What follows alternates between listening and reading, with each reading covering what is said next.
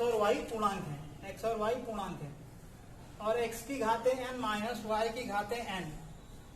n एक प्राकृतिक संख्या है, यानी 1 2 3 4 5 कुछ इस तरह हो सकता है। अब इसमें आप देखिए कि किससे विभाज्य है, तो अगर n प्राकृतिक संख्या है तो n बराबर हम 1 भी ले सकते हैं, तो x के घात x माइनस वाई ये आ जाएगा। अब देखने से पता चल रहा है कि ये एक्स स्क्वायर, कोई जरूरी तो है नहीं कि n का मान तो कुछ भी हो सकता है कि ये पहला ऑप्शन दिया x square minus y square से विभाज्य, नहीं, कोई जरूरी तो है नहीं। अगर n 1 हो गया तो केवल किससे विभाज्य रह जाएगा, x माइनस वाई से विभाज्य रह जाएगा।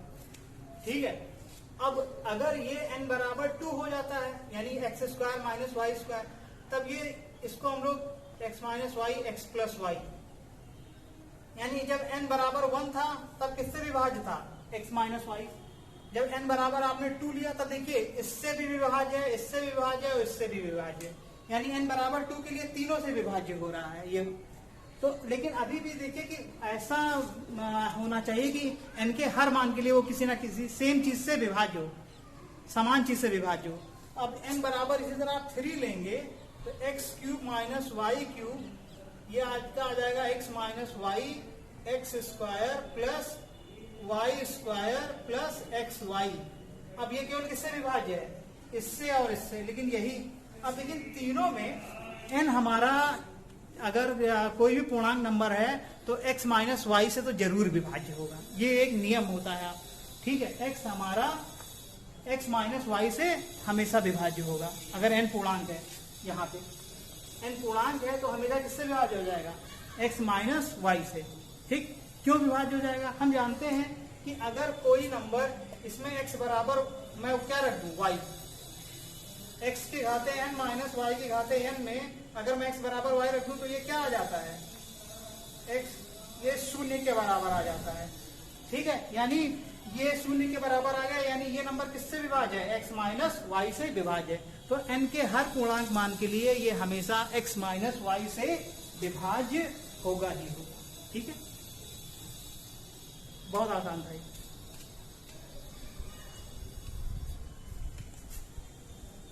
13वां प्रश्न देखिए, 13वां प्रश्न आपका क्या है, इसमें आपको क्षेत्रफल निकालना है, एरिया निकालना है ना।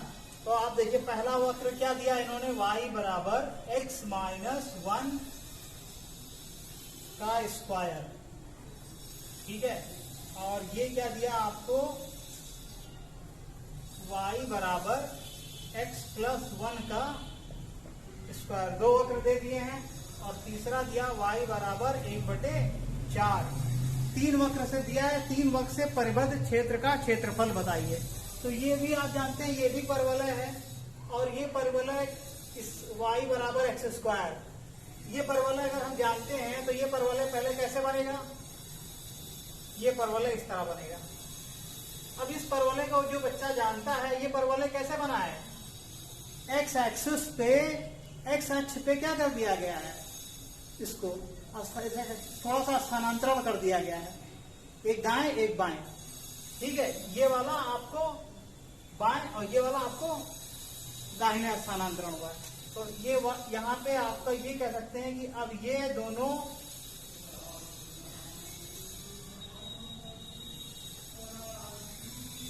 ये इसका शीर्ष है कितना, 1,0, ये y बराबर x माइनस 1 का स्क्वायर, और ये क्या है,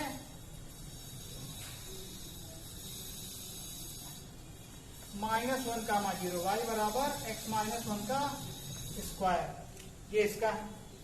अब आप इसमें एक चीज देखें कि ये दोनों क्या फंक्शन है, इन दोनों में आपस में कुछ कॉमन बात है कि यहां से यहां तक जो एरिया आएगा वही एरिया यहां से यहां तक आएगा। ठीक है, क्यों आएगा ऐसा, क्योंकि ये दोनों ही जो परवलय हैं ये इसको स्थानांतरित बराबर दूरी पे, एक दाहिने उतनी दूरी पे स्थानांतरित हो गया है एक इकाई से, एक बाएं स्थानांतरित हो गया है एक इकाई से।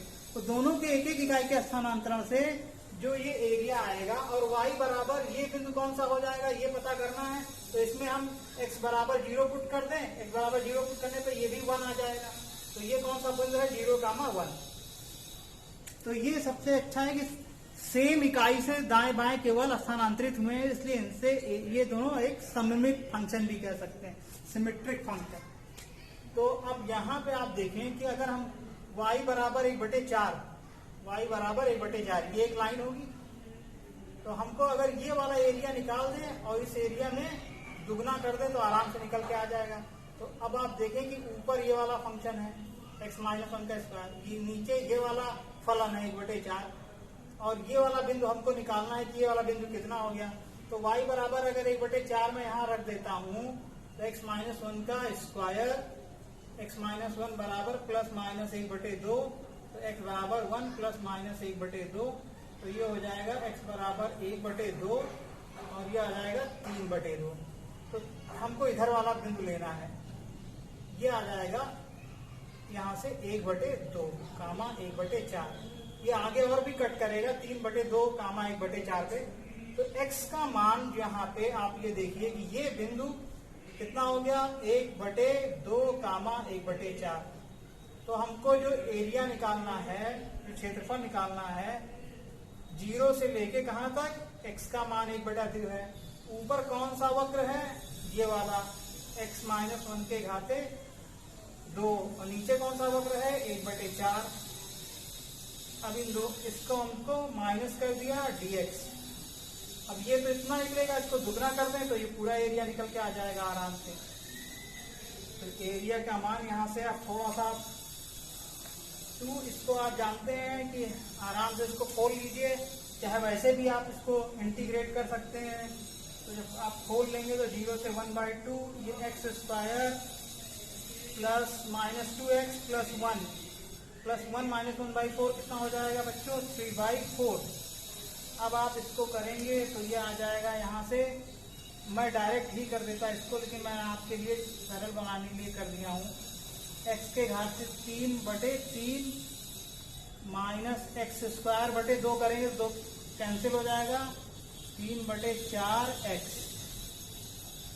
0 से 1/2, तो 1/8 और 1/3 कितना हो जाएगा 1/24, 1/24 और ये 1/4 और ये 1/2 3/8। अब अंदर ले जाते हैं तो a बराबर 1/12, 1/2 प्लस 3/4 ये हो जाएगा। और यहाँ पे अगर मैं ऊपर नीचे 3 का मल्टीप्लाई तो 9/12 हो जाएगा, 9 1 10/12 हो जाएगा, 10/12 माइनस 1/2, 6 से मल्टीप्लाई कर दें ऊपर नीचे, 10 में से 6 गए 4/12 आ जाएगा, और 4 के 12 कितना आ जाएगा बच्चों 1/3 ये मान आ जाएगा। तो ये पहला ऑप्शन आपका सही आ जाएगा। तो 14वां प्रश्न करते हैं, देखिए इसमें क्या है। इसमें आपका ये है cos स्क्वायर x, ये देखिए दिया हुआ है cos square x plus √3 plus 1 2 sine x बटे 2 साइन x माइनस √3/4 माइनस 1 बराबर 0। तो बताना है कि इसके मूलों की संख्या कितनी होगी, किस अंतराल में, -π से लेके पाई में, इस अंतराल में मूलों की संख्या कितनी होगी ये हमको पता करना है। ठीक है बच्चों, तो आप देखिए इसमें हम लोग किस तरह करेंगे। यहाँ पे सबसे पहली बात तो ये समीकरण कॉस में भी दिया हुआ है और इसमें कॉस भी है और साइन भी है, तो इसको एक में बना लेते हैं। किसी एक क्या तो पूरा कॉस में बन जाए या पूरा साइन में बन जाए, तो सबसे आसान है साइन में बन जाना, क्यों, क्योंकि कॉस स्क्वायर का फार्मूला हमारे पास होता है 1 माइनस साइन स्क्वायर है। तो इसको पहले हम लोग साइन में बना लेंगे, उसके बाद इसमें क्या लगा देंगे द्विघात समीकरण, साइन एक्स को क्या मान लेंगे टी के बराबर, और उसके बाद इसको हम लोग फिर निकाल लेंगे कितना मूल आ रहा है यहाँ पे उसको सोल्यूशन। तो देखिए अब इसमें कैसे क्या करता हूं मैं कि पहले हम लोग कॉस स्क्वायर एक्स को 1 माइनस साइन स्क्वायर एक्स कर दे रहे हैं, 1 minus sine square x √3 plus 1 upon 2 sine x √3 upon 4 minus 1 बराबर 0। तो तो अब आप देखिए 1 1 तो क्या हो जाएगा, कट जाएगा, और हम लोग माइनस साइन से दोनों तरफ अगर गुणा कर दें तो ये बन जाएगा साइन स्क्वायर एक्स। ये कितना बन जाएगा, -√3 + 1/2 साइन एक्स, और यहाँ +√3/2 4। अब इसमें देखिए बहुत अच्छा बात, इसमें करने की जरूरत नहीं, बड़ा बढ़िया यहाँ पे छपा हुआ है। अगर आप दिमाग थोड़ा सा आप देखिए क्या लिखा हुआ है, साइन स्क्वायर एक्स, इसको हम लोग लिख सकते हैं √3/2 1/2 लिख सकते हैं ना। ये देखो इस तरह लिख सकते हैं, ये √3/2 1/2। ये अगर मान लीजिए अल्फा और बीटा हो गया, 1 रूट अल्फा 1 रूट बीटा, तो ये मूलों का गुणा हो गया, ये अल्फा प्लस बीटा, ये मूलों का सम हो गया। तो यहाँ पे अपने आप ही मूल दिख रहे हैं कि कौन कौन से मूल होंगे। पहले बात तो इसके, तो साइन एक्स माइनस अल्फा, इसकी जगह लिख दीजिए √3/2, और साइन एक्स माइनस बीटा 1/2 बराबर 0। यहाँ से साइन एक्स का मान कितना आ जाएगा, √3/2, ये आ गया, आसान था। और ये साइन एक्स बराबर 1/2 ये हो। अब क्या करेंगे आप देखें, माइनस पाई से पाई में निकालना है, तो अब माइनस पाई से पाई, इसका मतलब क्या हुआ, ये देखें, ये आपका माइनस पाई से पाई को इस तरह आप लिख सकते हैं, देखिए माइनस पाई से 0, ठीक है ना, यूनियन 0 से पाई, ये आप लिख सकते हैं इस तरीके से। थोड़ा सा मैं -पाई टू, ये अंतराल हम लोग इस तरह लिख सकते हैं, यूनियन पाई टू 0, यानी एक बार 0 से पाई, ये 0 से पाई इस तरह हम लोग चले जाएं, और फिर यहाँ पे यानी ऊपर वाले में एक बार ढूंढना है, और फिर नीचे में दूसरी दिशा में, इसमें कैसा ढूंढना है, दक्षिणावर्त, इसमें वामावर्त, इसमें एंटी क्लॉकवाइज, इसमें क्लॉकवाइज सोल्यूशन ढूंढना है। तो आप देखिए पहले दूसरे चतुर्थांश में, यानी क्या साइन एक्स बराबर √3/2, यहाँ पे भी मिल सकता है, प्रथम चतुर्थांश में भी और दूसरे चतुर्थांश में भी। तो लेकिन इसमें साइन एक्स क्या हो जाता है, ऋणात्मक, तो इसके केवल कितने सोल्यूशन आ जाएंगे, कितने मूल आएंगे इसके, 2 इसके। इसी तरह साइन एक्स बराबर 1/2 है, इसके भी कितने मूल आ जाएंगे, जो प्रथम चतुर्थांश में और दूसरे चतुर्थांश में, इसके भी 2 मूल आ जाएंगे, एक्स के 2 मान आ जाएंगे। तो कुल मिला के इसके कितने मूल हो गए, 4 मूल हो गए। बहुत आसान था ये। तो कौन सा ऑप्शन सही हो जाएगा, बी ऑप्शन सही हो जाएगा, ठीक है। चलिए आगे करते हैं। इसमें देखिए क्या हुआ 15वें क्वेश्चन में, कि आपका एक त्रिभुज दिया हुआ है जिसकी भुजाएं 3 क्रमागत पूर्णांक हैं। तो ये अगर त्रिभुज हम लोग लेते हैं बच्चों, तो ये त्रिभुज आपका मान लीजिए त्रिभुज है इस तरीके का। अब ये त्रिभुज में मान लीजिए x है, x+1 है, इसकी भुजाएं क्रमागत हैं, पूर्णांक। तो सबसे बड़ी भुजा ये हो गई, ये सबसे छोटी भुजा हो गई x। ये मान लीजिए कोण कितना है इसके सामने वाला अल्फा, ये कोण कितना है मान लीजिए आपका बीटा, और ये कोण कितना है आपका गामा। तो सभी भुजाओं के सामने के कोण हमने मान लिए। अब जो एक कोण है वो दूसरे कोण का क्या है, यहाँ पे दुगुना दिया हुआ है। तो यहाँ पे ये कोण मान लेते हैं, ये वाला अल्फा, इसका भी दुगुना हो सकता है या इसका दुगुना हो सकता है, ठीक है, क्योंकि यही सबसे छोटा कोण है यहाँ पे। तो अब क्या कर सकते हैं कि अल्फा, यहाँ पे अल्फा जो है वो सबसे अगर छोटा है, तो यहाँ पे क्या हो सकता है कि ये वाला कोण क्या रहे, इसका दुगुना रहे, गामा वाला कोण। तो ये कितना बन जाएगा, गामा बराबर मान एक। क्या क्या संभावनाएं हो सकती है वो पहले हम देखेंगे यहाँ पे। तो और ये हो गया बीटा। यह क्या हो सकता है, हो सकता है कि ये अल्फा रहे और ये गामा रहे, और हो सकता है ये वाला कोण क्या हो, इसका दुगुना हो जाए। ये संभावना हो सकती है, ठीक है, ये भी एक संभावना हो सकती है यहाँ पे। अब देखते हैं इसमें कौन सी, मतलब सारे जो प्रश्न है सारे हमको अलग अलग केस में निकालना पड़ेगा। तो अब हम लोग ये लेके चलते हैं। अब यहाँ पे करना कुछ नहीं है, अब आप साइन रूल लगा लीजिए। तो साइन रूल जब लगाएंगे तो x बटे साइन अल्फा बराबर x+1 बटे साइन बीटा, इसके सामने का कोण ये है, और x+2 बटे साइन गामा। अब एक बार ये वाला हम लोग लेके चलते हैं और एक बार ये वाला लेके चलते हैं, दोनों देखते हैं क्या है, किससे निकलता है। दोनों से आएंगे अगर आंसर, दोनों से उत्तर आ सकता है, हो सकता है एक सही है, ठीक है, ये संभावनाएं हो सकती हैं। तो x बटे साइन अल्फा, बीटा की जगह आप क्या रख दीजिए, यहाँ पे बीटा ही रहने दीजिए, साइन x+1 साइन बीटा। सबसे बड़ा जो कोण था, एक तो ये वाला हो सकता है और फिर ये वाला हो सकता है।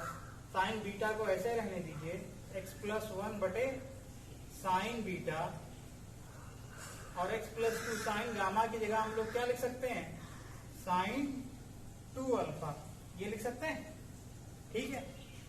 अब देखें यहाँ पे इन तीनों का जो योग होगा अल्फा, 2 अल्फा और बीटा का, वो 180 होगा। तो बीटा बराबर आप क्या लिख सकते हैं, 180 माइनस 3 अल्फा, ये भी लिख सकते हैं। तो यहाँ बीटा की जगह अगर हम लोग 180 माइनस 3 अल्फा लिख दें तो क्या करेंगे हम लोग, ये देखिए, तो x बटे यहाँ पे आपका आ गया साइन अल्फा, और बीटा की जगह हम लोग जब ये रखेंगे तो कितना बन जाएगा, x+1 साइन 3 अल्फा, और ये यहां से कितना बन जाएगा, x+2, इसको हम लोग तोड़ सकते हैं, 2 साइन अल्फा कॉस अल्फा, ये इस तरह टूट सकता है। इसका हम लोग सूत्र जानते हैं, साइन 2a का लगा दिया। अब अगर हम लोग यहां से इससे देखें कि साइन 3 अल्फा से भी कुछ हो सकता है, हाँ इससे भी कुछ हो सकता है, क्या हो सकता है वो देखिए आप, यहां से साइन अल्फा इससे क्या हो जाएंगे, एक दूसरे से कैंसिल हो जाएंगे, तो यहाँ पे क्या बचेगा, x बटे 1 बराबर x बटे +2 बटे 2 कॉस अल्फा, इससे तो ये आ गया। अब इसको अगर हम लेके चलेंगे तो यहाँ पे किसका फार्मूला लगा सकते हैं हम लोग, साइन का ही फार्मूला लगा सकते हैं, 3 sine alpha minus 4 sine cube alpha. तो ये बन जाएगा x बटे साइन अल्फा बराबर x+1 3 sine alpha minus 4 sine cube alpha. इससे भी साइन अल्फा कॉमन लेके क्या कर दीजिए, काट दीजिए। अब यहां से देखिए कॉस अल्फा का मान कितना आ जाता है, कॉस अल्फा का मान आ जाता है यहाँ से x+2 बटे 2, ये आ गया। और यहां से अगर आप साइन अल्फा काट देंगे तो x बटे 1 बराबर कितना आ जाएगा, x+1 3 minus 4 sine square alpha. अब ये चीज इसको हम लोग यहाँ पे इधर फिर लेके आए थे, 3 माइनस 4 साइन स्क्वायर अल्फा बराबर x+1 बटे x। साइन स्क्वायर अल्फा की जगह हम लोग कॉस स्क्वायर अल्फा लिख सकते हैं, 3 minus 4 1 minus cos square alpha बराबर x+1 बटे x।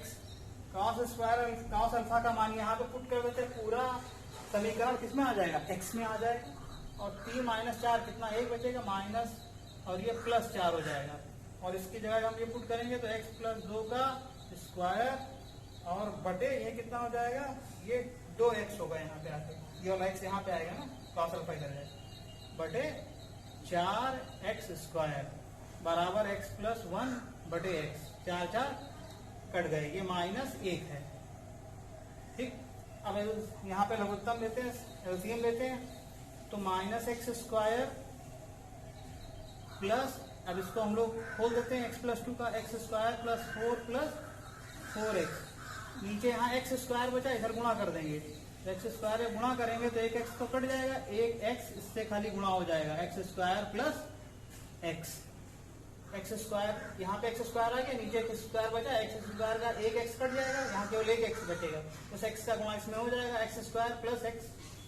अब दोनों तरफ से क्या कट गए, x स्क्वायर भी कट गए, ये वाले, ये यहाँ पे कितना बचा, -x स्क्वायर, सबको उधर लेके चले चलते हैं, x स्क्वायर और ये उधर जाएगा -3x, और ये क्या बन जाएगा, -4 बराबर 0।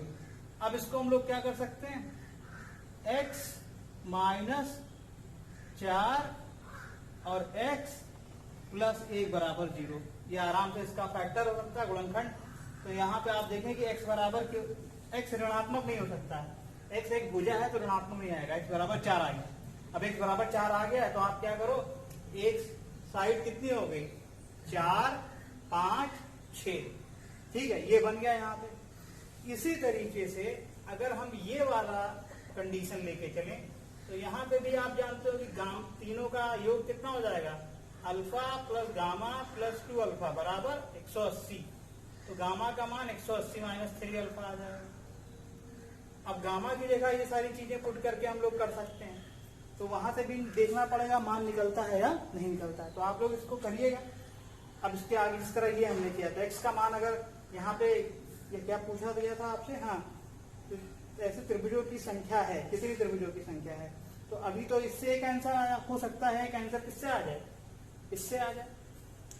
तो आप इसको देख लीजिएगा। इसी यहाँ गामा की जगह क्या पुट करना है आपको, साइन अल्फा, ये साइन 3 अल्फा हो जाएगा, ठीक है।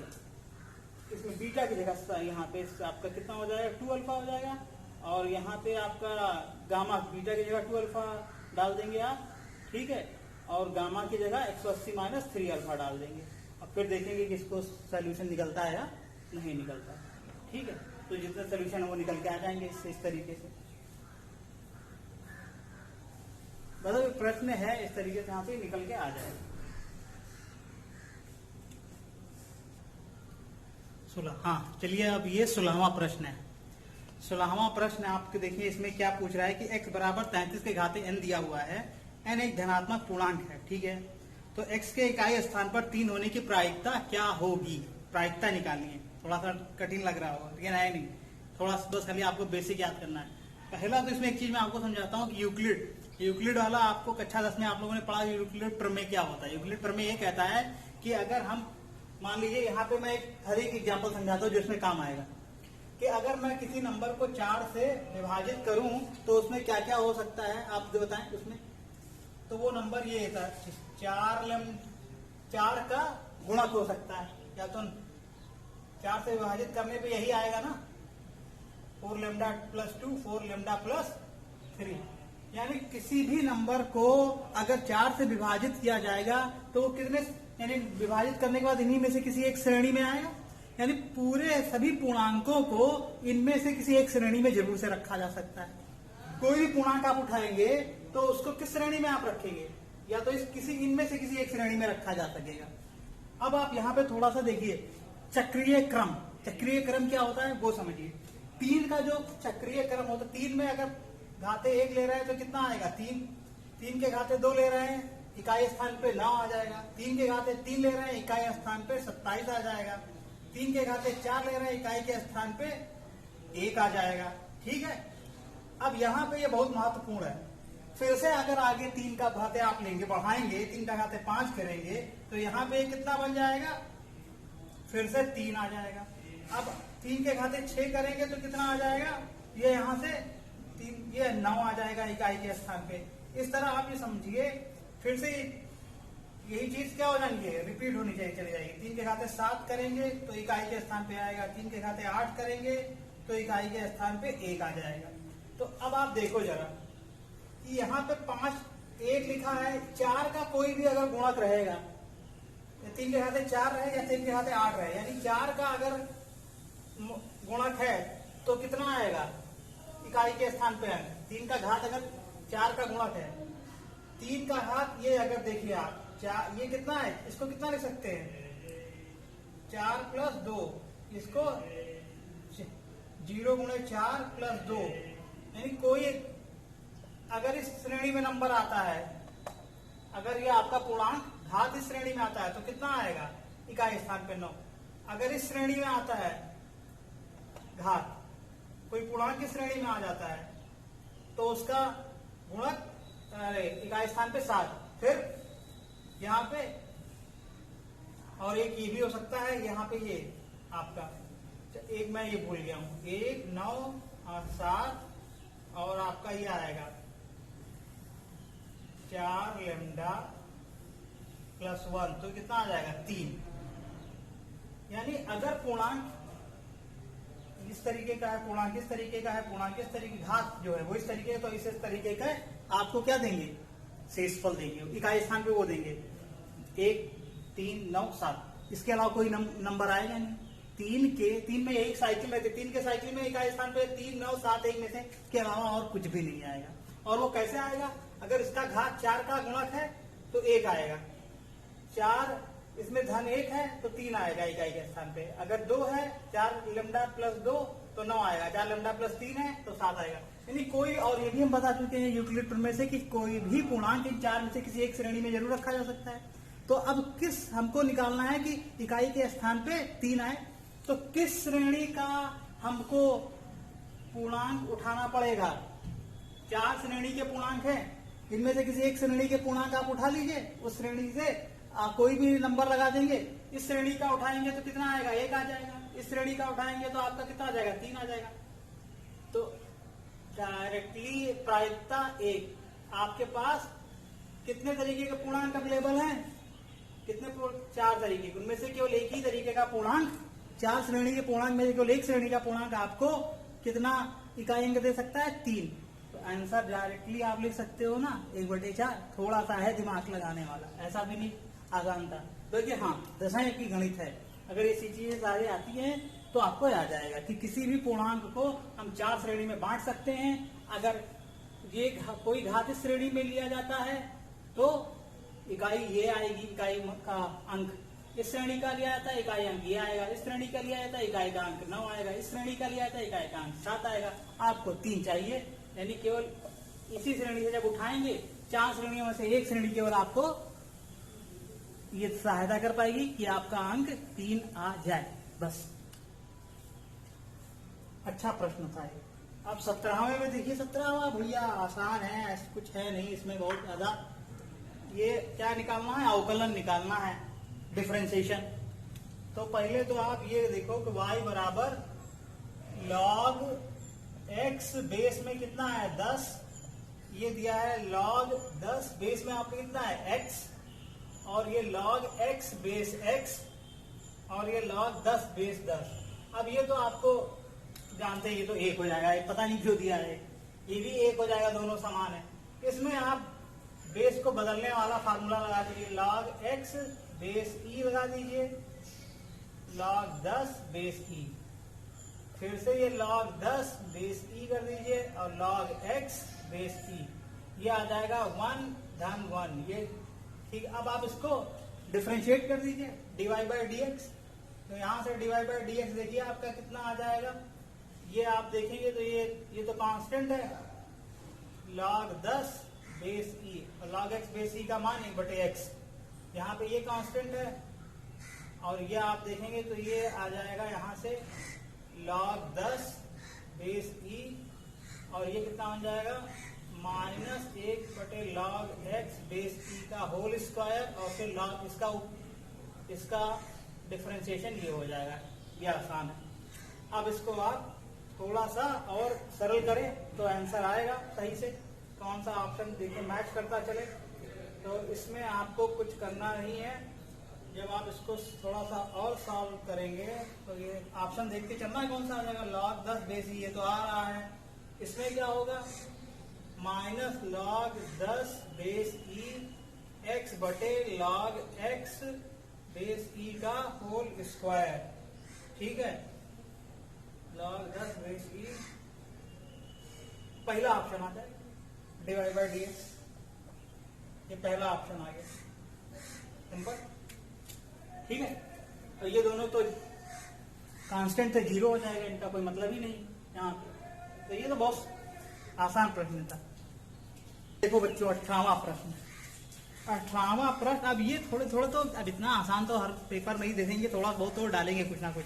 ये आपका है, आपका सम्मिश्र संख्या से ये प्रश्न है, ठीक है। देखिए इसमें लिखा है कि मॉड z बराबर, ये मॉड z 3 से बड़ा है, पहली बात तो ये, और इसको संतुष्ट करता है।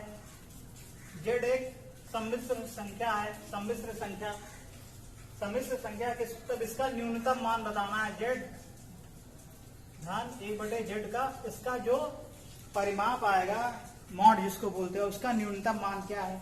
तो पहली बात तो बहुत, मतलब इसको आप देखो कैसे कि इसका न्यूनतम मान कैसे निकाल सकते हैं। z का मान अगर 3 से ज्यादा दिया हो तो हम एक चीज जानते हैं, यहाँ पे त्रिभुज में, ये आप जानते थे, इसको याद रखने के लिए, ABC, 2 भुजाओं का सम तीसरे से बड़ा होता है, ठीक है, ठीक। 2 भुजाओं का सम तीसरे से क्या होता है, बड़ा होता है, ठीक। इसको आप ये भी लिख सकते हैं कि C का मान A प्लस इनके सम से बड़ा होगा, इनके योग से बड़ा होगा, लेकिन इनके अंतर से मान इनसे छोटा होगा इनके योग से, लेकिन इनके अंतर से बड़ा हो जाएगा। तो यही यहाँ पे लगाना है कि हम मान लेते हैं कि जेड एक जेड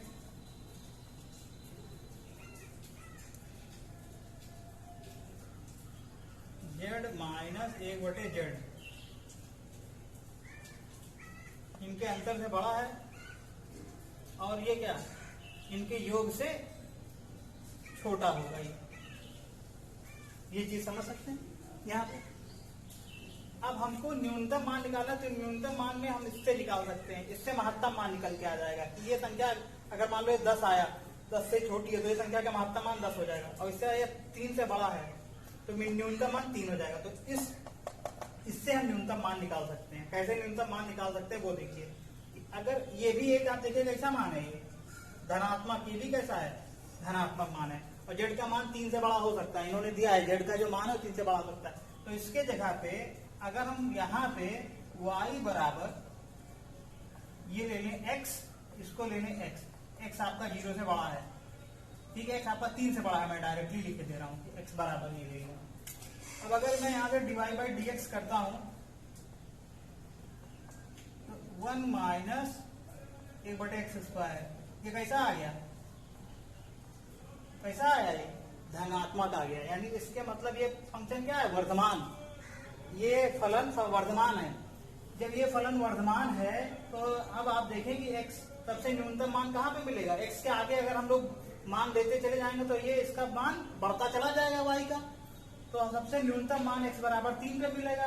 तो सबसे यानी इसका भी ये फलन यही तो है, इसका सबसे न्यूनतम मान कब मिलेगा, जब z बराबर क्या रखते हैं, मॉड z बराबर 3 रख दें।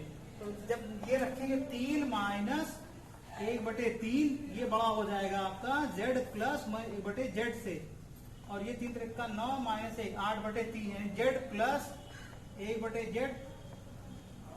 तो इसका सबसे न्यूनतम मान कितना आ जाएगा, 8/3।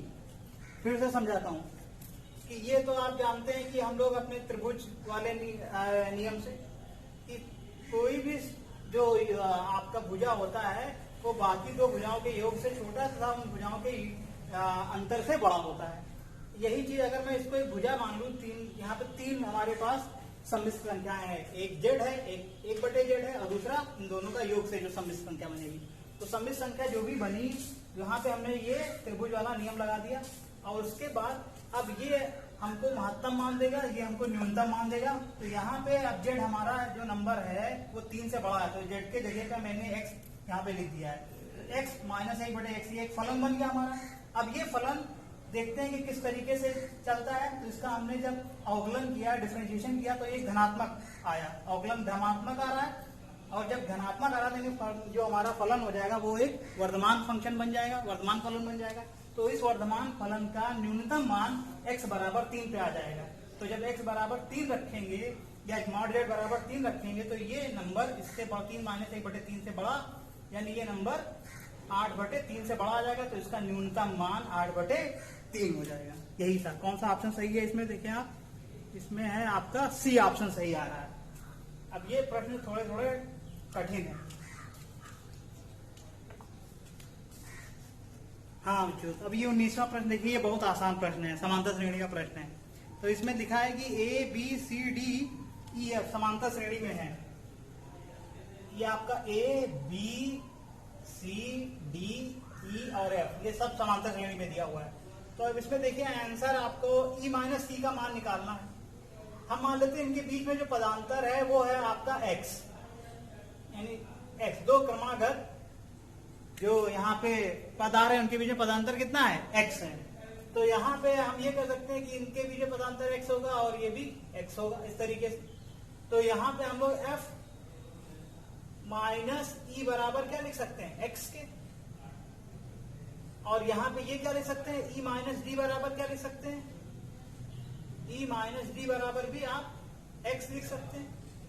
अब जो आपको मान देना था वो किसमें किसमें देना था, अब यहां से हम लोग e माइनस सी का मान निकालना है हमको, और d माइनस सी का मान भी कितना लिख सकते हैं आप, x के बराबर, d माइनस सी बराबर x लिख सकते हैं।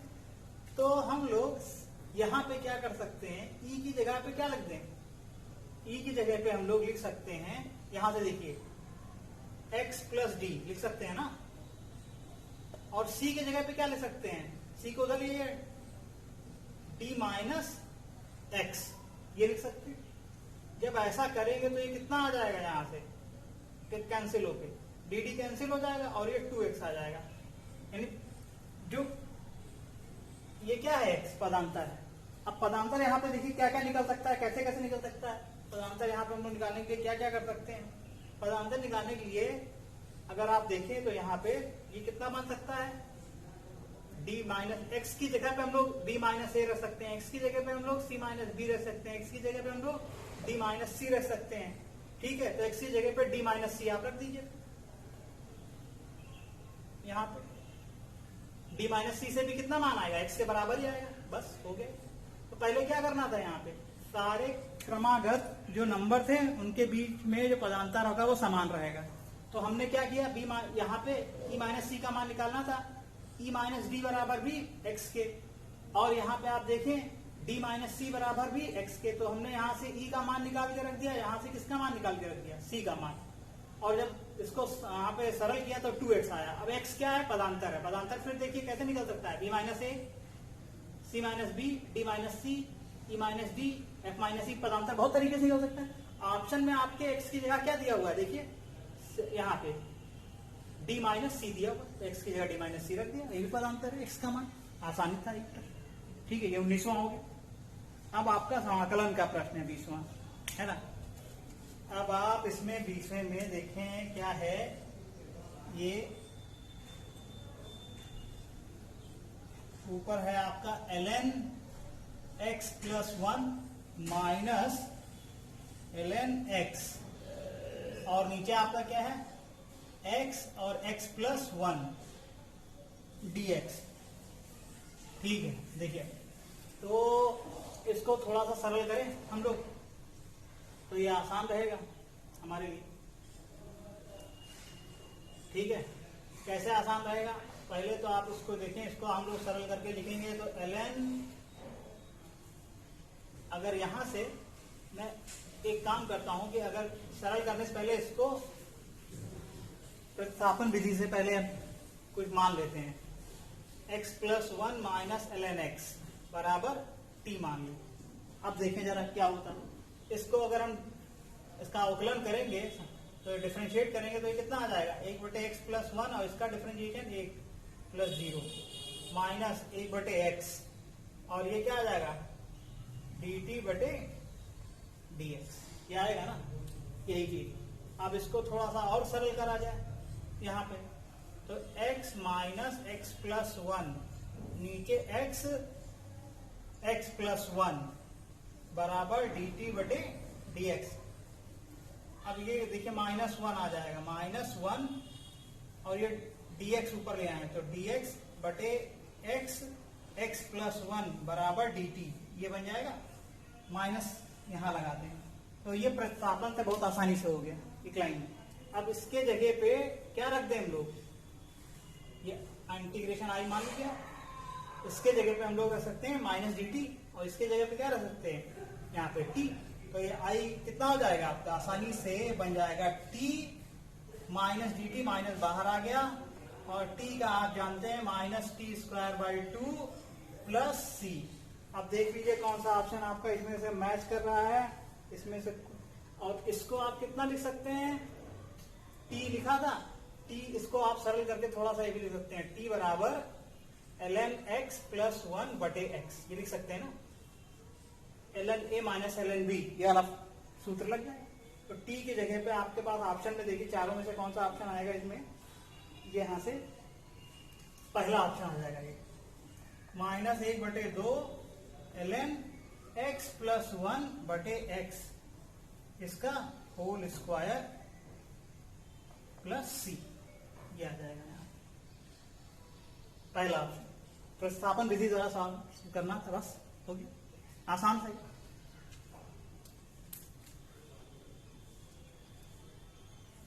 21वां प्रश्न। अब देखिए ये प्रश्न थोड़ा सा मतलब ये है कि हमें इसका सूत्र सभी किताबों में दिया हुआ है, जो जेई की किताब है एडवांस और मेन की। अब इसमें इस सूत्र को अगर मैं डेराइव करूंगा टाइम लगेगा, लेकिन क्लास में ड्राइव करता हूँ इसको, तो क्लास जब पढ़ाऊंगा तो उसको ड्राइव करूंगा। फिलहाल ये सूत्र अगर आपको फार्मूला आता है तो हम लोग इसका सोल्यूशन तुरंत निकाल देंगे। कैसे निकाल देंगे देखिए, इसमें क्या है आपका कि ये बहुपद है एफ एक्स बराबर दिया गया है एफ एक्स दो यहाँ एफ एक्स 1/x, यानी दोनों का गुणनफल इधर है, फिर इधर दोनों का क्या है योग दिया हुआ है, दोनों का गुणनफल फिर दोनों का योग। अगर एफ एक्स बहुपद होता है तो एफ एक्स का जो मान निकल के आता है वो इस तरीके से निकल के आता है आपका 1 प्लस माइनस एक्स के घाते n, ये निकल के आता है। यहाँ पे जो फलन आता है निकल के वो ये निकल के आता है। तो अब इसमें दिया है f2 का मान 1 से बड़ा है, तो f2 का मान अगर 1 से बड़ा है तो x की जगह पे हम लोग अगर 2 रखते हैं तो ये क्या बन जाएगा आपका f2 बराबर 1 प्लस माइनस 2 के घाते n। अब n तो यहाँ पूर्णांक रहेगा, ये आप ये जानिए, ये एक पूर्णांक रहेगा, n पूर्णांक होता है। तो अगर हम लोग ये ले लेंगे और या तो ये लेंगे, दो में से एक लेंगे, इससे क्या आ जाएगा ऋणात्मक मान आ जाएगा। f2 का मान 1 से बड़ा है, तो f2 का मान अगर 1 से बड़ा है तो ये ऋणात्मक मान देगा, तो इसको हम लोग नहीं लेंगे। तो ये हमको ये वाला लेके चलना पड़ेगा, f2 बराबर 1 प्लस 2 के घाते n, ये लेके चलना पड़ेगा। ठीक है, अब यहाँ पे यानी हमको कौन सा फलन यहाँ पे लेना पड़ेगा, एफ एक्स बराबर, क्योंकि इससे f2 का मान 1 से बड़ा आएगा, तो एफ एक्स बराबर 1 प्लस एक्स के घाते n लेके चलना पड़ेगा हमको ये। अब यहाँ पे लिमिट निकालना है, limit x tending to 1 f x, यानी limit x tending to 1 plus x के घाते n। अब इसमें सीधे सीधे मान रख दीजिए, 1 प्लस 1 के घाते n कितना आ जाएगा, यहाँ पे ये 1 ही रहेगा, 1 प्लस 1 2 बन जाएगा। तो लिमिट कितनी आ जाएगी, 2 के बराबर आ जाएगी। देखिए इसमें से आपको पहले कौन सा, क्योंकि f2 का मान 1 से बड़ा है, तो यहाँ पे f2 का मान अगर 1 से बड़ा है तो यही वाला फलन लेके चलेंगे हम लोग, क्योंकि f2 बराबर 1 से बड़ा है। इससे f2 क्या आ जाएगा, ऋणात्मक आ जाएगा, तो इसको लेके नहीं चलेंगे। यानी कौन सा फलन लेके चलना है हमको, 1 प्लस एक्स के घाते n लेके चलना है। अब इसमें आपको लिमिट निकालना था, आराम से निकल गया। तो आप देखिए यहाँ पे आव्यूह का प्रश्न है, ये आव्यूह a बराबर 1 0 0 0 1 1 0 माइनस 2 4, और ये आपका दिया हुआ है इकाई आव्यूह 1 0 0 0 1 0 0 0 1। अब आप देखिए पहले तो हम तो अब इसका हम लोग क्या करेंगे बच्चों, कैरेक्टरिस्टिक समीकरण निकालेंगे। ठीक है ना, कैरेक्टरिस्टिक इक्वेशन इस आव्यूह का। ठीक है, तो वो निकालने के लिए तरीका क्या होता है, इसको इस तरह लिखते हैं, a माइनस लेमडा आई बराबर 0, ये लिखते हैं। ठीक है, अब यहाँ पे इसके बाद हम लोग ये इसमें लेमडा का गुणा करके इसके पद में से इसको घटा घटा के सारा ये लिखेंगे, तो फिर इसका हमको डिटर्मिनेंट निकालना है। ठीक है ना, तो ये बन इस आव्यूह का, तो ये बन जाएगा a माइनस 1 माइनस लेमडा, ये 0 बन गया, ये 0 बन गया, ये इधर भी 0 इधर भी 0, तो ये 0 आ जाएगा। इधर 1 है और इसमें लेमडा का गुणा होगा, ये भी 1 माइनस लेमडा बन गया। ठीक है, फिर इसमें यहाँ पे 1 है और यहाँ 0 है, तो ये 1 बन जाएगा। ये 0 है, ये भी 0 है, तो ये 0 आ जाएगा। यहाँ -2 है, इसमें लेमडा का गुणा होगा, लेकिन ये 0 है तो केवल -2 रह जाएगा। ये 4 है, इसमें लेमडा का गुणा होगा, माइनस लेमडा हो जाएगा। अब ये डिटर्मिनेंट निकालना है इसका, तो सीधी सी बात है, इसके इसी हम लोग पंक्ति के अनुसार खोल देते हैं इसको। ये दो इसमें पद 0 हो गए हैं, तो ये आपका 1 माइनस लेमडा और ये 1 माइनस लेमडा, 4 माइनस लेमडा और ये प्लस 2 बराबर 0। अब इसको थोड़ा और सरल करते हैं, तो ये अंदर जाके 1 माइनस लेमडा का होल स्क्वायर बन जाएगा, यानी lambda square plus 1 minus 2 lambda और ये 4 माइनस लेमडा और ये 2 इसमें गुणा हो जाएगा 1 माइनस लेमडा बराबर 0। अब इसको और सरल करते हैं, तो lambda square 4 lambda square plus 4 minus 8 lambda, ये minus lambda cube minus lambda और प्लस 2 लेमडा स्क्वायर और ये 2 माइनस 2 लेमडा बराबर 0। थोड़ा पहले सरल कर लिया जाए, 4 यहां से आएगा, 2 यहां से, 4 और 2 6 लेमडा स्क्वायर, 8 लेमडा, एक ये 9 लेमडा, और ये आपका 11 लेमडा, 8 9 11। ठीक है, तो ये माइनस 11 लेमडा ये बन जाएगा, और ये लेमडा क्यूब बन गया, माइनस लेमडा क्यूब, 4 और 2 6, माइनस साइन का गुणा कर लेते हैं तो lambda cube minus 6 lambda square plus 11 lambda minus 6 बराबर 0। अब लेमडा की जगह ये हम लोग अपना डिटर्मिनेंट रख रही है, आप भी वाला मान ए रख देते हैं। ये इसका कैरेक्टरिस्टिक समीकरण तैयार करने का एक तरीका है। जब क्लास में पढ़ेंगे तो जो बच्चों पढ़ाया जाता है उनको बताया जाता है ये सारे तरीके। अभी तो सॉल्व कर रहे हैं पेपर, तो पूरा नहीं बता सकते कैसे, बस आप तरीका जान लीजिए। ठीक है, अब ये यहां से ए क्यूब, इसकी जगह minus 6a square plus 11a minus 6 बराबर 0। अब दोनों तरफ इसका ए इनवर्स से गुणा कर दीजिए, क्योंकि हमको ए इनवर्स ही देखिए यहाँ पे क्या निकालना है आपका, कौन सा प्रश्न था, हाँ, ए इनवर्स का मान ही तो निकालना है। तो ये जब गुणा करेंगे तो ए इनवर्स का गुणा दोनों तरफ करेंगे तो ए घाते 3 6a इनवर्स ए स्क्वायर 11a इनवर्स ए माइनस 6a इनवर्स। अब आप जानते हैं कि यहां से ए इनवर्स, यहां से एक आएगा वो आई बन जाएगा, तो आई का, और यहाँ ए स्क्वायर तो खाली ए स्क्वायर बचेगा। इसी तरह यहाँ पे ए इनवर्स आई बन जाएगा, एक खाली ए बचेगा, यहाँ पे केवल 11 आई ये बचेगा, और यहाँ पे माइनस 6 ए इनवर्स बराबर 0, क्योंकि ए और ए इनवर्स का गुणा क्या बन जाता है, इकाई आव्यूह बन जाता है। अब आप देखें, इसको इधर ले जाएं, 6a इनवर्स बराबर ए square minus 6a plus 11i, तो ए इनवर्स बराबर 1/6 ए square minus 6a plus 11i। अब आपका ए इनवर्स का मान प्रश्न में क्या दे रखा है, 1/6, कहाँ गया, ए स्क्वायर प्लस सी ए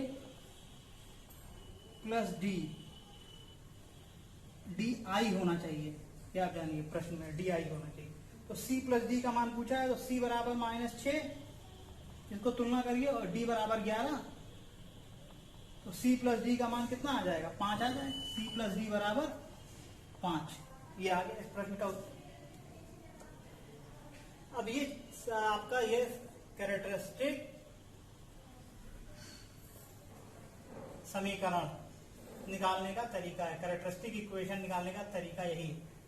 ठीक है, ये हो गया आपका कौन सा प्रश्न, 22वां। 3 प्रश्न और बचे हैं इसमें आपके।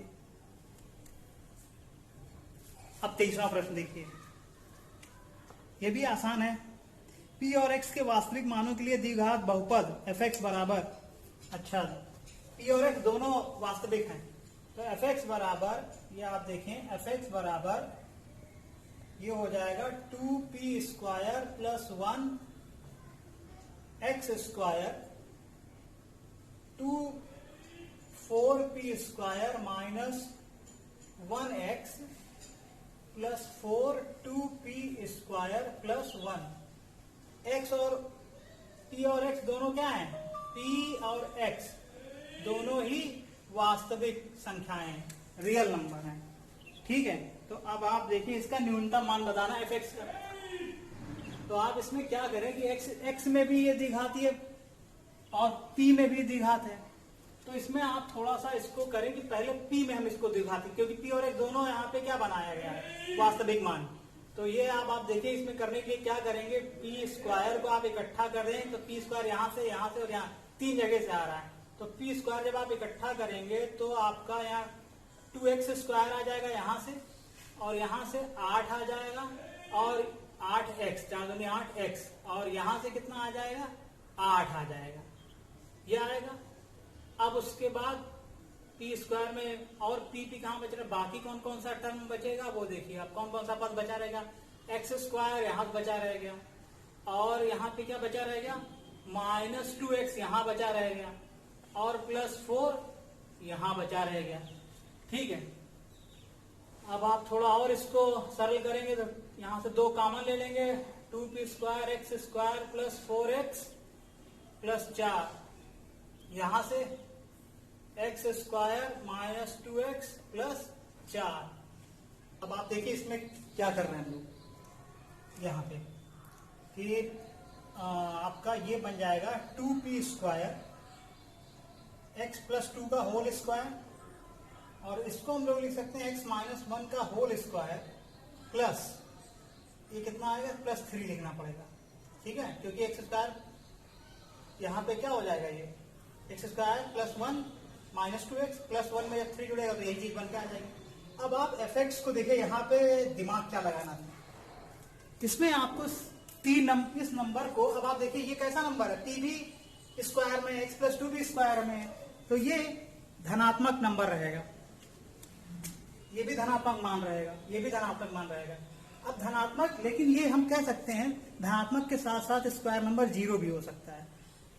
तो अगर हमें fx 3 नंबर है जो या तो धनात्मक, 2 धनात्मक हो सकते हैं या फिर क्या हो सकते हैं, 0 हो सकते हैं, इससे कम तो नहीं होंगे, यानी कभी भी ये नंबर कैसे नहीं होंगे, ऋणात्मक नहीं होंगे। तो आपको यही समझना है कि p और x को इन्होंने कहा है कि कोई भी वास्तविक संख्या ले सकते हैं, और जो भी मर्जी चाहे वो वास्तविक संख्या हम ले लें, और किसी भी वास्तविक संख्या के लिए ये कभी ऋणात्मक हो नहीं पाएंगे, हम देख रहे हैं क्योंकि स्क्वायर में लिखा हुआ है। तो करें क्या, इनको अगर हमको न्यूनतम करना है fx का, तो इसका भी न्यूनतम मान चाहिए, इस वाले पद का भी न्यूनतम मान चाहिए, इसका तो फिक्स हो गया है 3, तो इस पद का न्यूनतम मान क्या रख सकते हैं, 0, जब x बराबर क्या हो जाए 1, क्योंकि स्क्वायर नंबर है ये, तो x बराबर 1 पे ये 0 हो जाएगा।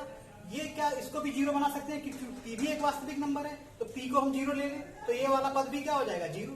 तो fx का जो न्यूनतम मान आ जाएगा वो कितना आ जाएगा, 0 + 0, ये भी 0 हो गया, ये भी 0 हो गया, p बराबर 0 लेने पे ये 0 हो गया, x बराबर 1 लेने पे 0 हो गया, 3। न्यूनतम मान fx का कितना आ गया, 3। तो ये प्रश्न आसानी से हो गया आराम से आपका।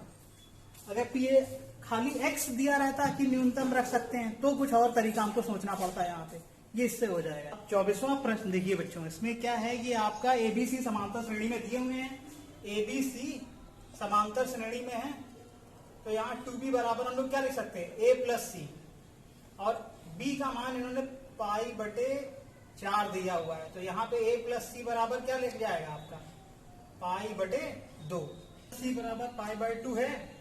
अब देखिए क्या कर सकते हैं कि यहाँ पे हम लोग अगर मान निकालना है हमको यहाँ पे, तो हम करेंगे क्या कि यहाँ पे tan a tan b tan c का मान निकालना, ये गुणनफल tan a tan b tan c ये निकालना, कितना आएगा, तो tan a + c का मान अगर आप देखें यहाँ से कितना आ जाएगा, tan b की जगह तो π/4 पुट कर देंगे, तो π/4 पुट रखने पे क्या हो जाएगा, π/4 रखने पे ये बन जाएगा आपका कितना, π/4 रखने पे ये बन जाएगा आपका tan a tan π/4 tan c ये बन जाएगा।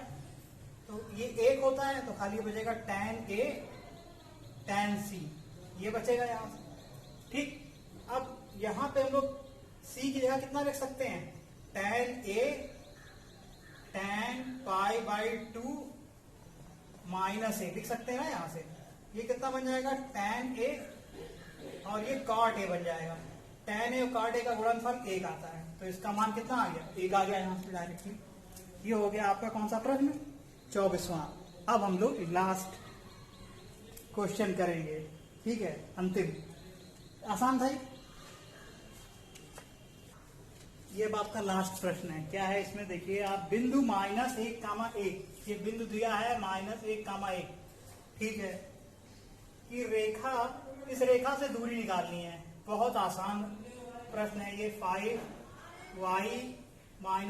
- ये दूरी क्या है, तो आप इसको थोड़ा और सरल करो, 12x 12×72, 5y - 10 इधर आएगा, 12x - 5y 72×10 82 बराबर 0। तो हम ये जानते हैं, इस बिंदु को इसमें रख देते हैं, दूरी निकालने के लिए d बराबर क्या हो जाएगा, x की जगह -1, 12 × -1 -5, y की जगह भी 1 रखना है, प्लस 82 और अंडर रूट 12 का स्क्वायर प्लस 5 का स्क्वायर, ये 12 माइनस 5 माइनस 17 प्लस 82 और नीचे 169 आ जाएगा। 82 और 17 गई, 12 साथ 5 बचेगा, ये आपका 65 और 17 82 हो जाएगा। ये 65 और नीचे 13, कितना आ जाएगा दूरी? लंबवत दूरी का फॉर्मूला यही तो होता है, आराम से निकल गए। बिंदु को हम लोग रेखा के समीकरण में रख देते हैं, x की जगह पे y जगह पे बिंदु का मान, और यहाँ पे ये लगा देते हैं। तो बहुत आसान प्रश्न, तो ये 25वां हो गया आपका। चलिए अब अगला टेस्ट हम लोग शुरू करेंगे।